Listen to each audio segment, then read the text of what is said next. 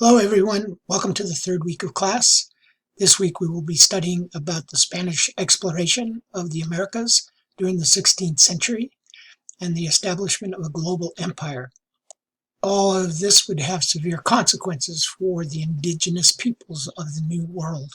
Also, your studies will take you back to Europe during the 16th and 17th centuries, and you will learn about the Protestant Reformation. The Reformation would have severe implications for settlement in the New World by the English and the French in the 17th century. Now, remember, when we're talking about the 16th century, we're talking about the 1500s. When we're talking about the 17th century, we're talking about the 1600s. You will have 3 assignments. You will participate in a discussion. You will take a short quiz. And you will participate in a reaction assignment. You will actually write an essay for me and submit it online.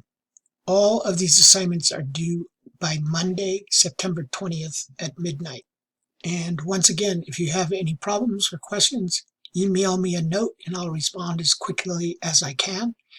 And if necessary, we can set up a meeting on Zoom for individual students.